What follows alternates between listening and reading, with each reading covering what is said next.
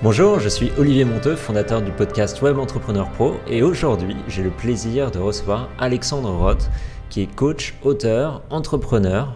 Il a fondé entre autres Lifestyle Conseil et aussi le blog devenezmediatique.com. Donc salut Alexandre. Salut Olivier, merci de m'avoir convié à cette interview. C'est top. Est-ce que tu peux nous parler un peu de ton parcours ?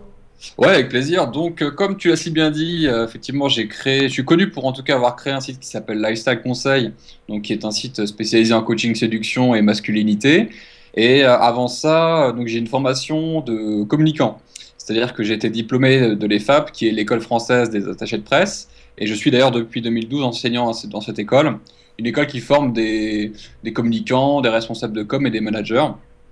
Donc en parallèle, si tu veux, j'ai l'étiquette de spécialiste de communication que j'ai appliquée dans ma propre entreprise pour obtenir une large couverture médiatique qui m'a permis justement de développer mon business. Parce qu'à l'époque, quand j'ai commencé vers 2006, et puis plus professionnellement en 2008, j'étais pas au fait de toutes les techniques de marketing, si tu veux. Mais j'avais une compétence, c'était les relations presse. C'est-à-dire comment... Enfin, petit à petit, je l'ai appris à partir de 2006 jusqu'à 2008, 2010, où je me suis perfectionné grâce à mes acquis théoriques puis pratiques. Donc je me suis dit comment amener des gens à me connaître, puis les convertir en prospects et en clientèle, sans compétences marketing et internet, parce que j'en avais pas à l'époque. Et donc c'est comme ça que j'ai bâti mon business. Et c'est grâce à mes nombreuses parutions dans les médias que j'ai pu tirer mon épingle du jeu. Et aujourd'hui, je fais l'alliance de tout et j'en viens maintenant à conseiller les entrepreneurs à faire de même, c'est-à-dire comment attirer la puissance des médias traditionnels sur son activité, hein, qu'on soit coach, consultant, entrepreneur, peu importe, même juste infopreneur, puisque au final c'est ce que je fais maintenant pratiquement, que de l'infopreneuriat. Donc attirer les journalistes sur son activité pour rayonner, puisqu'il faut savoir que Internet c'est génial, on y est tous, mais les médias traditionnels c'est excessivement puissant, en audience on calcule en millions presque. Donc surtout que c'est sous-exploité par nos confrères et tous ceux qui sont entrepreneurs qui pensent que c'est réservé à une certaine élite parce que ça coûte très cher ou parce qu'ils ne savent pas comment faire. Donc voilà pour résumer rapidement ce que je suis et ce que je fais. Alors, donc justement, tu as commencé donc, par Lifestyle Conseil en 2006, c'est ça, ou en 2008 ? Alors Lifestyle Conseil c'est 2008, mais effectivement en 2006 j'avais lancé un premier projet dans le même activité en fait. D'accord. Et ça continue toujours, hein, Lifestyle Conseil? Oui, tout à fait, ouais, c'est mon activité principale, entre guillemets, dans le sens où c'est vrai que je suis connu pour ça, les journalistes m'appellent pour ça, et de l'autre, j'ai quand même cette activité de conseiller des entrepreneurs, parce que je suis aussi enseignant et que j'aime faire ça, en fait. C'est vraiment les deux casquettes que j'ai. Donc ça fait depuis combien de temps devenezmediatique.com? C'est une bonne question, et c'est là que je m'en souviens pas. Franchement, je ne sais plus, c'est en 2012, je crois. 2011-2012. Je suis pas sûr à 100%, j'arrive pas à vérifier ça. Et aujourd'hui, donc, comment tu divises ton activité entre Lifestyle Conseil et Devenez Médiatique?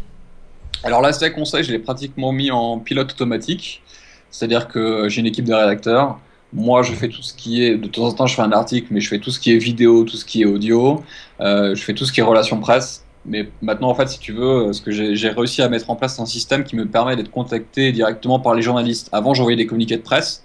Et je le fais toujours aussi quand vraiment j'ai un truc très important dans lequel je veux communiquer. Mais maintenant, si tu veux, je reçois tellement de demandes parce que je suis positionné assez bien. En termes de visites, je suis à 2 millions de visiteurs par an. Donc ça fait pratiquement 6000 par jour, 6000 visites. Donc je suis assez bien vu. Et quand les journalistes recherchent des thématiques sur ce que je fais, bah, automatiquement ils me contactent. Donc j'ai un peu réussi à mettre en place cette stratégie-là. Donc de moins en moins de temps, j'ai envie de dire, mais de plus en plus de temps aussi pour développer de nouveaux projets, de nouveaux livres. Parce que je suis aussi un auteur publié aux éditions Le Duc. Donc j'ai pas mal d'activités qui tournent autour du coaching et de mon activité. Et de l'autre, maintenant, j'essaie de donner de plus en plus d'importance à mon activité de conseiller des entrepreneurs pour médiatiser leur activité. Alors justement, en ce moment, au moment où on tourne la vidéo, tu es en plein lancement d'une formation. Voilà, avec mes cernes et la difficulté à me souvenir quand est-ce que je lance mes projets, mais ouais, c'est ce qui se passe en ce moment. Et c'est énorme d'ailleurs. Donc grosse formation pour justement apprendre à passer dans la presse, à devenir médiatique. Explique-nous un peu tout ça, comment ça se passe. Alors, effectivement, depuis quelques jours, j'ai lancé une série de formations vidéo gratuites qui permettent de partager à tous ceux qui sont porteurs de projets, entrepreneurs, consultants, coachs et même artistes, parce que j'ai des artistes qui me suivent, musiciens, des gens qui sont écrivains aussi, il y a de tout, qui souhaitent avoir une grosse couverture médiatique pour gagner en visibilité, en crédibilité et aussi en chiffre d'affaires, puisque les médias permettent aussi eh bien, d'être visibles par énormément de gens. Quand on sait que le journal télévisé est suivi par plusieurs millions de personnes à chaque édition, bon, on se dit si on a un fragment de ce journal télévisé, ne serait-ce que quelques secondes ou quelques minutes, c'est-à-dire qu'on est vu, on a l'attention de plusieurs millions de personnes à un moment donné, et si on dit la chose pertinente au bon moment devant les bonnes personnes, bah forcément ces personnes-là vont être amenées à en savoir plus sur nous, à nous rechercher sur Internet et à devenir prospects, pourquoi pas clients. Donc voilà l'idée. À travers cette série de vidéos gratuites de formation, je partage tous les trucs et même plus. En fait, je partage ce que j'appelle la stratégie qui est au cœur en fait des relations presse, puisque ceux qui ne connaissent pas encore les relations presse, je leur permets vraiment de décortiquer et de leur expliquer comment bien s'en servir. Parce que je ne sais pas si toi c'est la vision peut-être que tu as ou pas, mais quand on parle relations presse, on se dit oula, il faut sortir le chéquier, il faut payer une attachée de presse, il faut mettre 10 000 € sur la table. En fait, c'est ce qu'on nous dit quand on s'approche des agents spécialisés en relations presse ou d'une attachée de presse. On nous dit bah, va falloir sortir le chéquier pour une opération et payer soit mensuellement, recruter carrément quelqu'un et sortir 2 500 € net par mois, donc avec les charges 5 000, ou alors payer une agence et c'est 10 000 € le projet, quoi. Ouais, j'ai bien connu ça quand j'ai créé une start-up en 2005. Ah ouais. Et ça pique. Ouais. Ça pique. Et les résultats sont pas. En fait, on les paye pas avec un objectif de résultat. On les paye pour un objectif de moyens. C'est-à-dire que la personne doit soit assurée de mettre en œuvre les moyens. Et après, bon, on n'est pas sûr de ce qui se passe de suite. Moi, je prends le problème de l'autre bout. C'est-à-dire que je considère qu'aujourd'hui, il y a ce qu'on appelle les relations presse 2.0. Alors, qu'est-ce que c'est les relations presse 2.0? C'est les relations presse traditionnelles qu'on connaît avec l'alliance de la technologie d'Internet et des outils qu'on a sur Internet aujourd'hui, qui sont d'une part les sites de routage où on peut envoyer un communiqué de presse à des milliers de journalistes à travers la France, l'Europe et même le monde. Donc ça, avant, c'était pas possible, parce qu'il fallait prendre son téléphone et appeler, il fallait envoyer par courrier son communiqué, c'était impossible d'avoir à portée de clic des centaines et des milliers de journalistes. Donc ça, c'est une chose. Et aussi tout ce qui est comment créer des documents rapidement, tout ce qui est de communiqué de presse, dossier de presse, toutes ces choses-là, en fait, qui sont vachement faciles à faire aujourd'hui, puisque tout va très vite. Et il y a aussi tout ce qui est segmentation des journalistes. Avant, il fallait chercher, tiens, on va appeler les journalistes radio, les journalistes télé, tiens, plutôt ce support, si on est dans l'hôtellerie, il faut segmenter. Et ça, aujourd'hui, c'est possible sur Internet. Donc, il y a ce côté technologique qui nous permet de faire ça rapidement et bien. Et de l'autre, le côté stratégie, c'est-à-dire, c'est bien beau d'avoir un listing de journalistes, mais si on envoie la mauvaise information au mauvais moment à la mauvaise personne, c'est zéro, quoi. Même si on a mis 2 000 € pour acheter un fichier presse, si on fait n'importe quoi avec, bon, c'est pas les outils qui comptent, c'est la stratégie. Comme je dis, c'est 80-20, c'est Pareto. 80% le corps, vraiment ce qui est le plus important, c'est la stratégie, et 20% c'est les bons outils au bon moment, parce que le sens du timing est aussi très important. Donc voilà ce que j'enseigne dans ces vidéos gratuites. Évidemment, je réponds à toutes les questions des lecteurs, et il y a une grosse énergie. Voilà, je dors pas beaucoup. Ça se passe bien en tout cas. Ouais, c'est le problème des lancements, hein. Mais c'est prenant, vrai. c'est très prenant. Tu connais, c'est de quoi tu parles. Il y a peu de temps. Alors aujourd'hui, tu nous l'as déjà un peu dit tout à l'heure, mais tu travailles, tu as des rédacteurs qui travaillent pour toi, tout ça, mais dans ton entreprise, tu bosses tout seul, tu as des employés? Oui, alors moi je suis président salarié de ma société. Je suis également, en fait, je partage ma société avec un investisseur qui a racheté une partie, qui a investi une partie des parts dans mon entreprise. Quelqu'un qui a fait partie des success stories d'Internet à la française même. Donc je suis assez content de travailler avec. J'ai un mentor en fait qui me pousse vers le haut. Quelqu'un de très compétent, très intelligent et très agréable, qui me permet aussi de me challenger. Donc lui, avec le succès qu'il a connu, il me permet de me remettre en question, de voir les choses différemment. Et ça, c'est vrai que c'est très appréciable. Donc, au final, je suis quand même le seul salarié, mais je travaille avec presque une dizaine de personnes, en fait. J'ai des consultants, j'ai des auteurs, j'ai des prestataires. Voilà, d'ailleurs, j'ai quelqu'un qui travaille avec moi sur ce lancement-là. qui s'appelle Cédric Copy et qui est très compétent, donc comme ça je fais sa pub, quelqu'un qui est très bon et qui aide d'ailleurs les entrepreneurs à lancer des projets ou les indépendants à lancer des projets. Donc ceux qui sont intéressés par faire des lancements ou autres, allez voir Cédric Copy, il est très, très cool et très compétent. Alors pour revenir sur ton lancement justement, ça touche, donc on l'a dit, toutes les techniques de médiatisation. Aujourd'hui dans ton business, c'est toi qui gères toute cette partie-là? C'est Alors vraiment... effectivement, je la gère encore aujourd'hui. Peut-être que ça va changer, je ne sais pas, mais comme je te l'ai dit, j'ai mis une stratégie en pilote automatique, j'ai quasiment rien à faire. En fait, il y a 2 jours, là, quand j'ai lancé la première vidéo, en même temps, il y a une journaliste d'M6 qui me contacte en me disant: Ah, je vous ai vu, tu vois, sur Internet, est-ce que je peux faire un documentaire? J'ai presque rien à faire, en fait. Donc, du coup, pourquoi ne pas continuer? J'aurais pas pour le moment intérêt à déléguer ça parce que ce serait vraiment pour passer au niveau supérieur. C'est-à-dire que ce serait vraiment pour faire tous les jours ça. C'est-à-dire que j'aurais quelqu'un qui m'appelle le matin en me disant: Alexandre, je t'ai préparé 3 interviews. Le truc est impossible à faire tout seul. C'est uniquement la seule raison pour laquelle je ferais ça, ce serait uniquement pour passer à ce stade-là, c'est-à-dire le stade où je peux plus parce que j'ai déjà trop de choses. Moi, ce que je vends aux autres, je leur dis: je vous apprends à savoir les choses qui vont vous donner le plus de résultats pour le minimum de temps et d'argent investi. Donc c'est ce que moi-même j'applique. Donc tant que j'ai pas vraiment cet ultra objectif, je vais rester comme ça parce que justement j'ai des résultats qui sont largement satisfaisants, quoi. Le mec très content de lui-même. Mais d'ailleurs, comme tu le dis dans tes vidéos, tout le monde peut y arriver. Oui, bah, c'est important de le prendre en compte, ça, parce que tu sais, il y a beaucoup de gens qui me disent: Ouais, mais Alexandre, t'es coach en séduction, c'est un super sujet pour les journalistes, alors ça, oui, mais pas que, parce que déjà, on peut tomber dans les écueils du coach séduction un peu dragueur, pathétique, lourd, donc déjà, faut se méfier de l'image qu'on véhicule, il y a des challenges, et pas que parce que dans mes clients que je conseille dans les médias, pour réussir dans les médias, il y a un prof de maths. Prof de maths, je veux dire, il y a rien de, c'est pas hyper sexy, quoi, mais il a de la médiatisation. J'ai des auteurs, des romanciers, des peintres, dessinateurs. J'ai même quelqu'un dans mon lectorat qui a énormément de couverture médiatique et qui a un blog sur le bilinguisme, c'est-à-dire l'art d'apprendre plusieurs langues à ses enfants.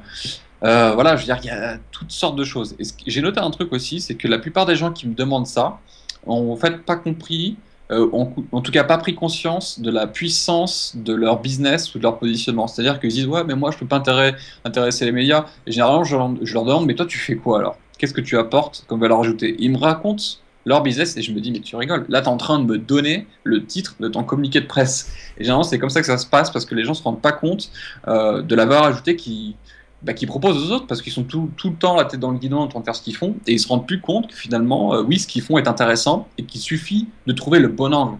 Parce que c'est très simple, si on prend du recul, si on considère qu'on n'a rien à dire et qu'on n'a rien à apporter, alors pourquoi aux journalistes? Alors qu'est-ce qu'on aurait à dire et à apporter aux clients?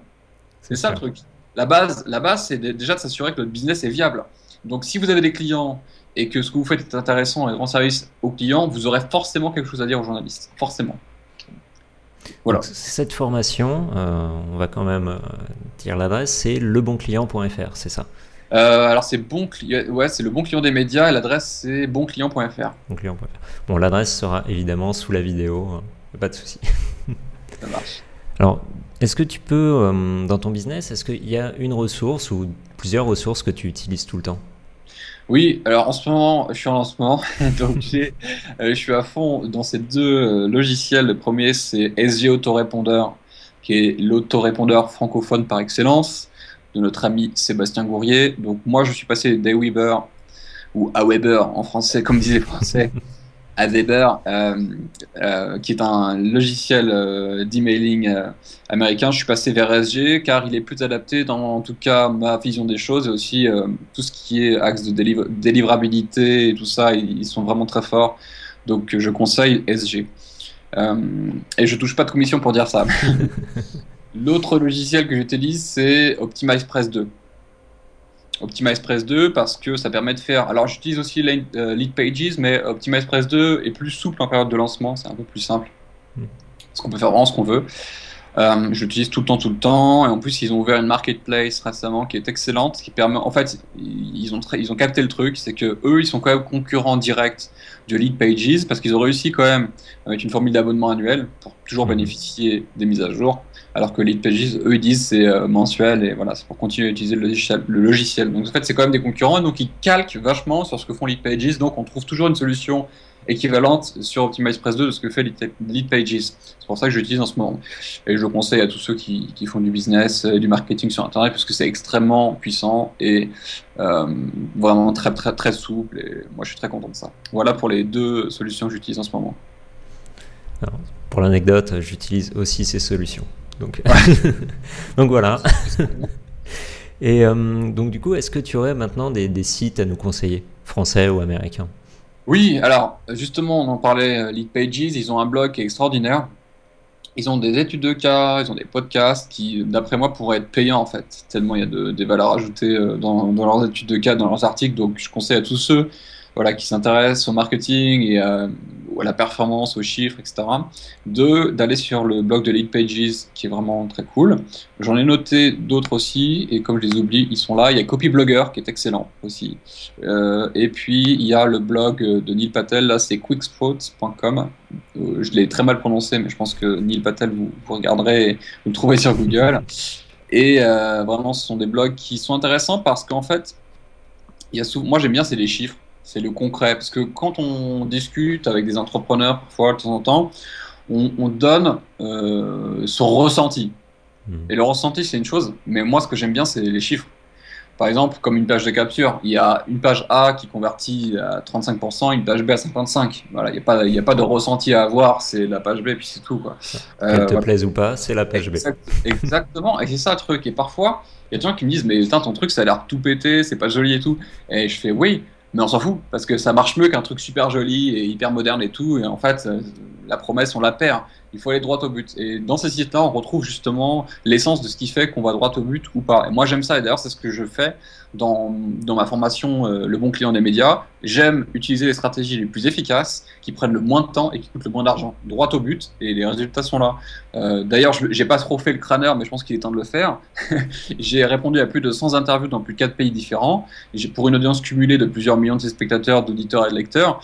Voilà, j'étais dans des émissions comme la BBC, de Sun, la CBC au Canada. J'étais invité d'honneur aux grosses têtes d'RTL. Je suis passé sur toutes les chaînes françaises. Et ça permet, si tu veux, d'avoir une base de prospects et de fans même qui te suivent, puisque il y a même une réassurance de ceux qui sont déjà clients chez toi ou prospects. Ils disent ah, j'ai bien fait de suivre Alex parce que il passe sur tous les médias et qu'à chaque fois ce qu'il dit, bah, tout le monde demande son avis, quoi, et tout le monde est intéressé. Et pour les nouveaux prospects qui ne te connaissent pas encore, c'est une énorme preuve sociale. Exactement, c'est une preuve d'autorité qui est énorme. Et ça, j'en parle dans la série de vidéos. Donc les gens pourront cliquer, j'imagine, sur le lien que tu leur donnes sur cette page ou sur la vidéo qu'ils sont en train de voir. Voilà, l'idée c'est que j'aime les choses efficaces qui prennent pas beaucoup de temps et pas beaucoup d'argent. Et ça me plaît. Donc on retrouve ça dans les adresses que je t'ai données. Alors toujours dans les ressources, est-ce que tu aurais un livre ou des livres à nous conseiller? Alors j'ai un livre sur la thématique qui nous concerne aujourd'hui, qui est donc les relations presse, que sont les relations presse même. Un livre qui n'est pas connu, je crois, il n'est même pas adapté en France, qui s'appelle Newsjacking de David Meerman Scott, qui est un Américain. Et en fait, le newsjacking, moi je l'ai traduit en français en détournement médiatique. En fait, c'est l'art de détourner quelque chose qui fait le buzz, un événement dans les médias, donc il n'est pas du tout notre événement, et se greffer dedans en fait. Et parce qu'on apporte nos points de vue, parce qu'on provoque encore plus, parce que justement il y a une thématique qui est tendance, donc on dit voilà moi ce que je propose dans cette thématique-là. Et lui il explique justement comment tirer profit du jeu des médias pour être dans le jeu des médias, justement, pour s'incruster entre guillemets dedans. J'en parle d'ailleurs dans ma formation, c'est assez avancé comme concept. On l'a toujours pas vraiment, il y a très peu de sociétés qui l'incluent Dans leur stratégie média, je crois que je pense on va y avoir droit de plus en plus dans le futur, soit dans le poste d'attaché de presse, soit dans le poste de community manager, mais des newsjackers en fait, des gens qui arrivent à détourner l'actualité médiatique pour mettre en avant leur entreprise. Et ça, c'est très puissant, mais c'est à double. Il donne des exemples dans son livre, c'est à double tranchant, c'est-à-dire que ça peut, si on fait une mauvaise communication, ça peut se retourner contre nous. Il donne un exemple qui est extrêmement intéressant. D'ailleurs, j'en donnais deux. Le premier, c'est un bon exemple, c'est celui de la marque Oakley, les lunettes de soleil. En fait, c'était il y a quelques années. Il y avait eu des mineurs chiliens qui étaient restés enfermés 2 ou 3 mois en fait dans une mine parce que ça s'était effondré. Et il y avait eu tout un gros buzz énorme là-dessus, comment ils vont faire pour survivre, etc. Donc ils avaient réussi à donner de la nourriture et de l'eau en creusant une espèce de mini tunnel avant de créer un tunnel beaucoup plus grand pour faire sortir les mineurs chiliens un à un. Et quand ils sont sortis en fait, comme ils sont restés 3 mois, je crois, ou un peu moins, dans l'obscurité la plus totale, ils n'étaient plus du tout habitués à la lumière du soleil. Donc, ce que a fait la marque Oakley, ils ont distribué gratuitement des lunettes de soleil à ces mineurs chiliens. Et lorsqu'ils sont sortis, ils avaient tous la paire de lunettes Oakley et ça fait une pub énorme puisque, comme ça fait la une des médias quand les mineurs ont été libérés, eh bien, on les a tous vus avec des lunettes Oakley avec le gros logo. C'était bien joué. Ouais, c'était bien joué. Ça, c'est intelligent. Par contre, il y a des marques qui sont un peu plus stupides dans leur utilisation du truc. Alors, je me souviens plus exactement quelle marque de vêtements c'est. Mais du type Abercrombie ou autre. Je sais que c'est pas eux, mais c'est une autre marque. En gros, il y a eu des révolutions en Égypte il y a quelques années. Donc un sujet très sérieux, il y a eu des morts, etc. Et donc il y avait un community manager, je crois, qui avait dit, ils avaient utilisé le hashtag qui est en rapport donc avec cet événement tragique en disant bah voilà, si il y a un mouvement de foule en fait en Égypte, c'est parce que on est en pleine solde en ce moment, on a ouvert les soldes, tu vois, c'est l'ouverture des soldes. C'était un four absolu, c'était vraiment une catastrophe. Donc, effectivement, ils se sont fait repérer, mais pas pour la bonne chose. Et même quand on dit, bon, l'important c'est pas d'avoir une bonne presse, c'est qu'on en parle, mais là c'était tellement catastrophique, le truc était unanime, tout le monde a dit, ouais, vous êtes des gros cons, quoi, en gros. Ouais, surtout que les réseaux sociaux aujourd'hui, les gens sont sans pitié. Hein. Exactement. Et voilà, à l'époque c'était pas au pire, aujourd'hui c'est pire que tout, hein. C'est encore pire qu'avant. Donc effectivement, il faut faire attention à ce qu'on communique, mais si on communique éthique, ça passe sans problème. Donc voilà le livre que je recommande, il est vraiment peu connu et j'en parle aussi dans ma formation et je l'adapte au marché français. Ok, Voilà. parfait. Est-ce que pour finir, tu aurais un dernier conseil à donner à un entrepreneur débutant pour justement devenir médiatique? Oui, je pense que le plus gros conseil que je pourrais donner, c'est de dire c'est possible d'obtenir l'attention des journalistes et des médias traditionnels parce que il suffit de connaître les bonnes techniques. Moi, vraiment, au tout départ, même quand j'étais étudiant et que j'étudiais vraiment le monde de la communication, j'étais là, je me disais, c'est super. Donc, je me doute que les entrepreneurs qui ont une grosse visibilité dans les médias bénéficient de plein d'avantages. Mais comment faire? Parce que j'ai l'impression que toutes les études de cas que je fais, c'est vraiment des gros groupes, des grosses structures qui ont des milliers d'euros ou des centaines de milliers d'euros à mettre dans une stratégie de relations presse. Et moi, je me suis dit, j'en étais pas là. Comment je peux faire avec peu, en fait, avec beaucoup moins. Et donc, le parallèle que je pourrais faire, c'est maintenant, aujourd'hui, c'est possible. Et c'est hyper simple, beaucoup plus simple qu'avant. Donc, faites-le, renseignez-vous, formez-vous. Moi, je me suis formé dans plein de formations, que ce soit marketing, communication ou autre. D'ailleurs, en ce moment, donc, je suis en train de faire un lancement de produit. Je me suis formé, j'ai payé un formateur pour faire maintenant mes lancements de qualité pour que ça fonctionne. Faites de même pour les relations de presse, faites de même, je pense à toi, pour les réseaux sociaux et Facebook notamment. Moi, j'y connais rien, j'ai regardé tes vidéos pour commencer à me former, et justement, je voudrais t'en parler après, on verra ça plus tard, mais voilà, il faut se former dans quelque chose qu'on ne connaît pas, et aujourd'hui, c'est accessible. Les formations dans des instituts parisiens, j'en parle dans mes vidéos de formation, ou instituts tout court, ça coûte entre 2500 et 5000 euros hors taxe. C'est beaucoup. Aujourd'hui, on peut faire avec moins. On n'est pas obligé de recruter une attachée de presse qui va nous coûter 60 000 euros par an. C'est possible de faire avec moins. Donc, je vous encourage à vous inscrire et à regarder la série de vidéos gratuites. Vous verrez qu'on peut faire beaucoup avec beaucoup moins. Voilà. Bon, bien, merci Alexandre pour tous ces conseils. Merci Olivier, c'était un plaisir de partager avec toi et à tous ceux qui nous ont écoutés. Et donc, pour suivre les aventures d'Alexandre, il y a lifestyle-conseil.com ou devenez-médiatique.com. Yes, avec plaisir. Merci encore. Ciao, ciao. Salut.